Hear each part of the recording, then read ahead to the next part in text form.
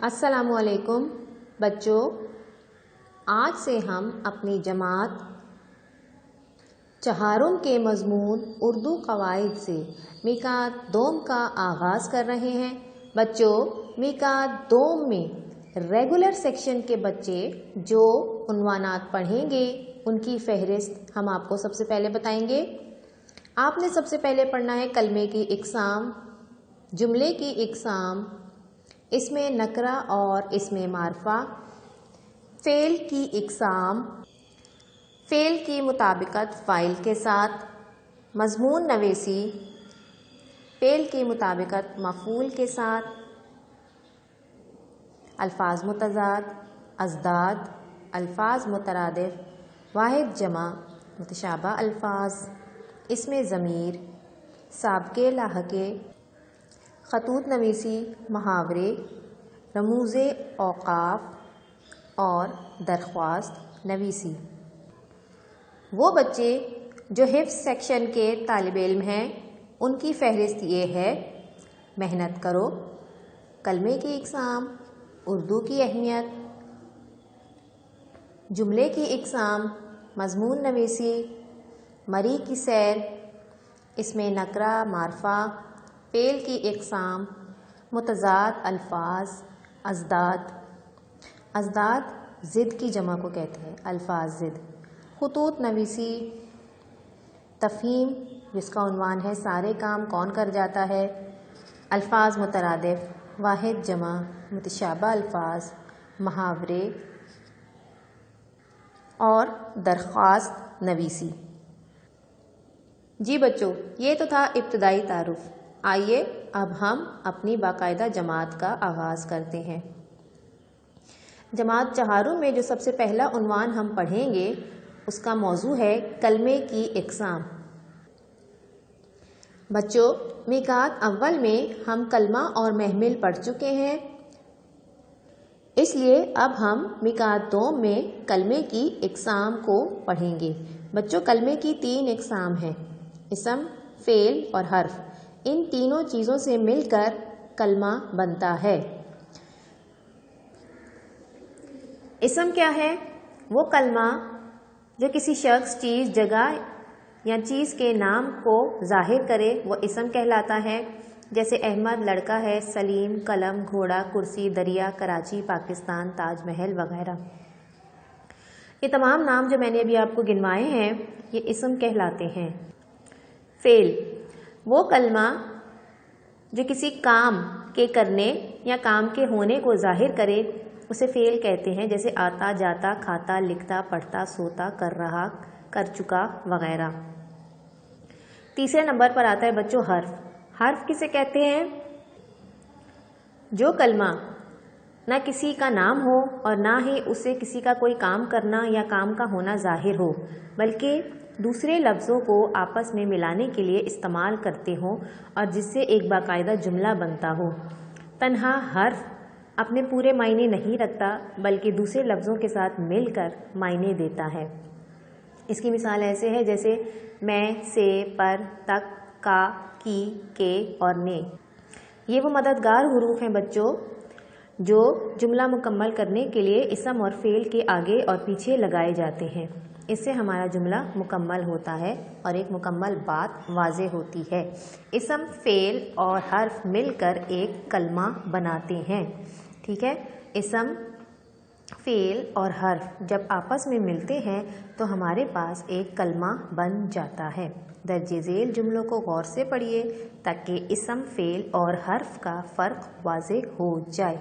آپ دیکھ رہے ہیں سلمیٰ، فیصل، ثاقب اسم کی جانب اشارہ کر رہے ہیں، نے، سے، پر حرف کی جانب اشارہ کر رہے ہیں، لکھا، لایا، سویا یہ فعل ہے۔ اس کے علاوہ بازار، چھت، آم اور خط یہ وہ الفاظ ہیں، اب ہم ان سے مل کر جملہ بنائیں گے۔ جیسے آپ نے اسم اٹھایا، اسے حرف سے ملایا اور فعل اس میں شامل کر دیا تو ہمارے پاس ایک کلمہ بن گیا، جیسے سلمیٰ نے خط لکھا، فیصل بازار سے آم لایا، ثاقب چھت پر سویا۔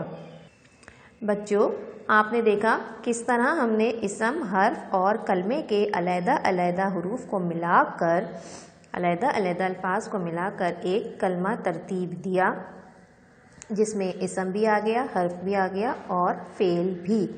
تو بچوں، آئیے اب ہم اس کی مشق کا کام کریں۔ صفحہ نمبر 39 یعنی 39 کھولیے اس کو۔ اس میں آج کی دن کی تاریخ اور دن کا نام لکھیے۔ مشق کا حصہ الف، درج ذیل جملوں میں سے اسم، فعل اور حرف الگ کر کے لکھیں۔ پہلا جملہ ہے احمد نے کھانا کھایا۔ آپ کو اس میں اسم کیا نظر آ رہا ہے بچوں؟ اس جملے میں پہلا اسم ہے احمد، فعل کیا ہے؟ کھانا کھایا، نے حرف۔ اب آپ اسم میں لکھیں گے احمد، فعل میں لکھیں گے کھانا کھایا، یہ اس کا فعل تھا کہ اس نے کھانا کھایا، اور حرف میں لکھیں گے نے۔ کس طرح؟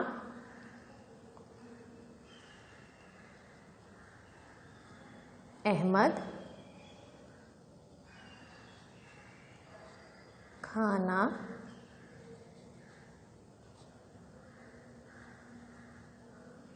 کھایا نے۔ خالد کل تک آ جائے گا۔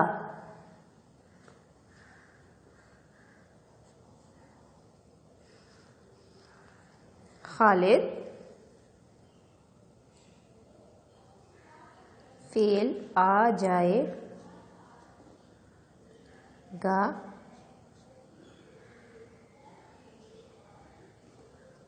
حرف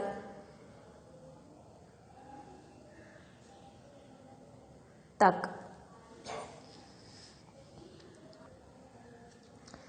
کتاب میز پر رکھ دو۔ کتاب، اس میں دوسرا اسم میز بھی ہے، تو کوما لگا کے آپ میز کو بھی اس میں ظاہر کر سکتے ہیں، چاہے تو نہ کریں یا کر بھی دیں۔ فعل رکھ دو، حرف پر۔ ٹھیک ہے بچوں؟ لڑکی کھیلتی ہے، واضح اور صاف ہے، اس میں لڑکی اسم ہوگا، کھیلتی اس کا فعل ہوگا، ہے اس کا حرف ہوگا۔ نسیم کل تک آ جائے گی، اس میں نسیم لڑکی کا نام ہے، نسیم اسم ہوگا، آ جائے گی فعل ہوگا، تک حرف۔ یہ آپ خود لکھیں گے بچوں۔ حصہ بے کی طرف چلتے ہیں۔ فعل لگا کر جملے مکمل کریں۔ طالب علم نے امتحان میں کامیابی حاصل کی۔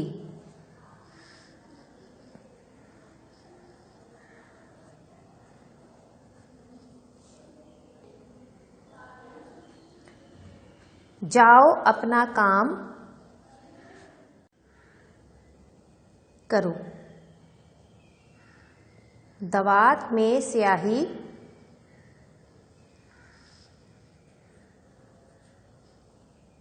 ڈالو یا ڈال دو یا ڈال دی، دوات میں سیاہی ڈال دی یا ڈالو۔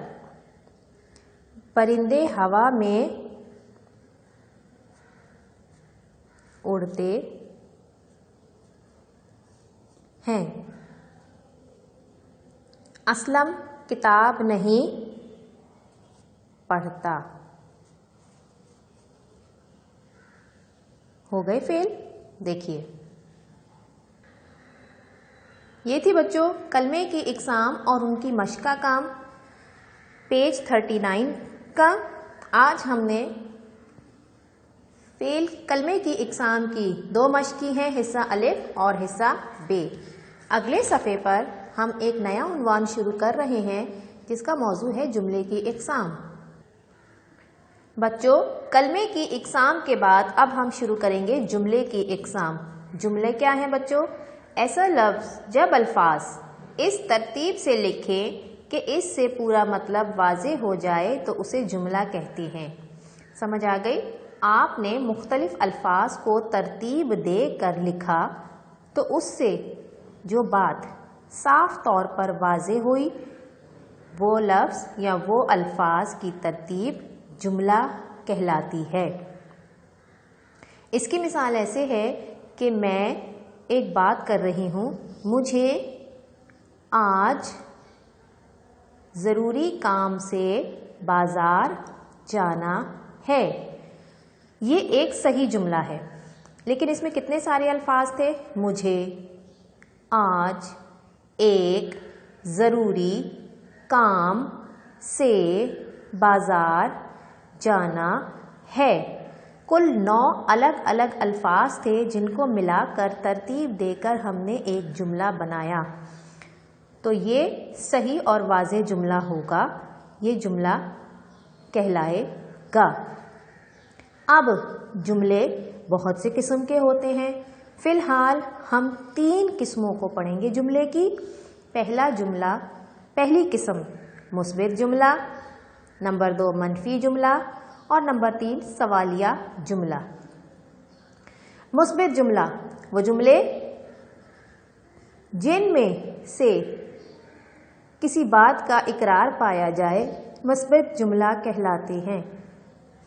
ایسا جملہ جس میں کوئی بات قبول کی جائے، اقرار کیا جائے کہ ہاں میں نے یہ کام کیا ہے، وہ مثبت جملہ کہلاتا ہے۔ جیسے میں نے ابھی آپ کو مثال کے طور پر ایک جملہ پڑھ کے بتایا کہ مجھے آج ایک ضروری کام سے بازار جانا ہے۔ ایک تو یہ صحیح جملہ ہے اور یہ مثبت جملے کی مثال میں بھی فٹ ہوتا ہے۔ دوسرا جملہ ہے منفی جملہ، وہ جملے جن میں کسی بات کا انکار پایا جائے منفی یا انکاریہ جملے کہلاتے ہیں، یعنی کہ جس میں آپ کسی بات کے انکار کو، اقرار نہیں بلکہ انکار ہو رہا ہو، جیسے میں اس شخص کو نہیں جانتا، یا میرے پاس 100 روپے کا نوٹ نہیں ہے۔ انکار کر دیا نا، اس نے پہچاننے سے بھی انکار کر دیا اور یہ بھی بتا دیا کہ میرے پاس 100 کا نوٹ نہیں ہے، انکار ہو گیا یہ بھی۔ تو یہ جملے منفی جملوں میں شامل ہوتے ہیں۔ تیسری قسم ہے سوالیہ جملے، وہ جملے جن میں سے کوئی بات پوچھی جائے سوالیہ جملے کہلاتے ہیں، یعنی کہ میں آپ سے کوئی سوال کروں یا مجھ سے کوئی سوال کرے یا میں کسی سے کوئی بات پوچھوں یا آپ کسی سے کوئی بات پوچھیں، سوال کریں، تو یہ جملے سوالیہ جملے کہلاتے ہیں۔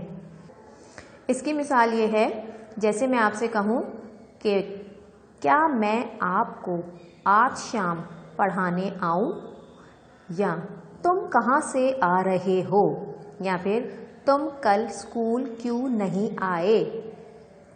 ٹھیک ہے بچوں، تو یہ ہوتے ہیں سوالیہ جملے۔ بچوں ہم نے جملے کی اقسام میں 3 قسمیں پڑھی ہیں، مثبت، منفی، سوالیہ۔ اب بچوں ہم ان کی مشق کریں گے۔ درجے ذیل جملوں میں مثبت، منفی اور سوالیہ جملوں کی نشاندہی کیجیے۔ یہاں پر 1 سے لے کر 6 تک جملے دیے ہیں، صفحہ نمبر ہے 40۔ آج کا دن اور تاریخ ضرور لکھیے گا۔ جملہ نمبر 1، طارق اور زاہد دونوں کامیاب ہو گئے۔ یہ کون سا جملہ ہے؟ مثبت، منفی، سوالیہ؟ مثبت جملہ، اس میں آپ لکھیں گے مثبت جملہ اس طرح، میم سے بے تے ساکن مثبت جملہ۔ سب نے کھانا نہیں کھایا، اس میں انکار کیا جا رہا ہے، انکاریہ جملہ ہے، یعنی کہ منفی جملہ۔ یہ بتایا گیا ہے کہ سب نے کھانا نہیں کھایا، انکار کر دیا سب کے کھانے سے۔ ہمارے سالانہ امتحان کب ہوں گے؟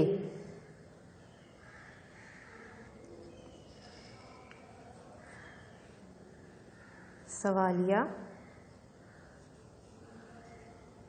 جملہ. کیا آج ابو دفتر جائیں گے؟ یہ بھی سوالیہ جملہ ہے. یہاں آپ لکھیں گے سوالیہ جملہ. مسعود نے شور نہیں مچایا. یہاں آپ بتائیے کہ یہ جملہ مثبت، منفی اور سوالیہ جملوں میں سے کس کی نشاندہی کر رہا ہے؟ سلیم ہماری جماعت کا ذہین طالب علم ہے. سلیم ہماری جماعت کا ذہین طالب علم ہے. یہ کون سا جملہ ہے؟ مثبت جملہ. بچوں یہ 3 جوابات کی لائن ہم نے خالی چھوڑ دی ہے. یہاں آپ خود جواب لکھیں گے کہ مثبت ہے، منفی ہے یا سوالیہ. صفحہ نمبر 41 پر ہم مشق نمبر ب کا کام کریں گے. مشق نمبر ب، درجے ذیل جملوں کو منفی جملوں میں تبدیل کر کے لکھیں. مثبت جملے ہیں، نیچے لائن دی ہوئی ہے. آپ نے اس جملے کو منفی یعنی انکاریہ جملہ بنا کر اسے تبدیل کرنا ہے. ہم اسکول گئے تھے اور سبق پڑھا تھا. اس کا منفی جملہ کیا ہوگا؟ ہم اسکول نہیں گئے تھے اور سبق نہیں پڑھا. ٹھیک ہے. ہم کھانا کھائیں گے. ہم کھانا نہیں کھائیں گے. جب آپ جملہ لکھیں گے تو لکھیں گے ہم کھانا نہیں کھائیں گے. کس طرح؟ دیکھیے، ہم اسکول نہیں گئے تھے اور سبق بھی نہیں پڑھا. ہم کھانا کھائیں گے. اب اسے ترتیب دیتے ہیں. ہم کھانا نہیں کھائیں گے. مشق نمبر ج، درجے ذیل جملوں کو مثبت جملوں میں تبدیل کر کے لکھیے. اب یہاں سوالیہ جملہ ہے، اس کو ہم نے مثبت لکھنا ہے. کیسے؟ کیا لڑکے ہاکی کا میچ کھیلیں گے؟ اسے منفی کرنا ہے. کیا ہٹا دیں گے؟ لڑکے ہاکی کا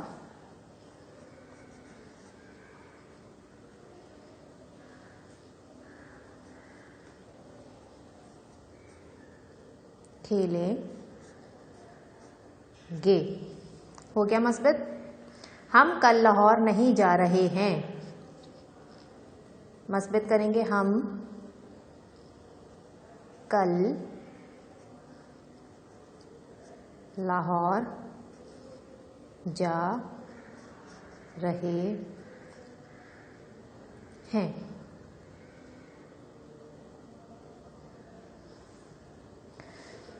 حصہ دال، درجے ذیل جملوں کو سوالیہ جملوں میں تبدیل کر کے لکھیں. اب انہیں سوالیہ بنانا ہے.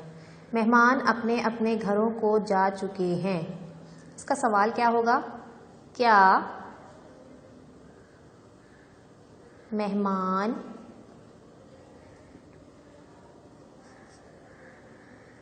اپنے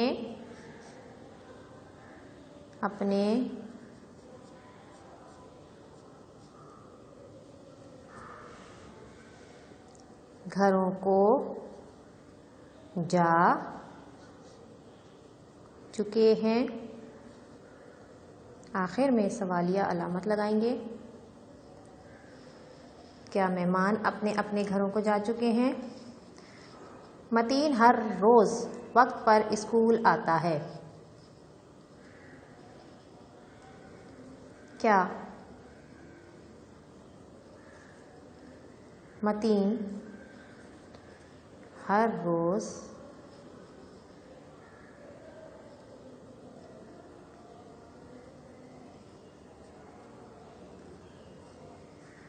وقت پر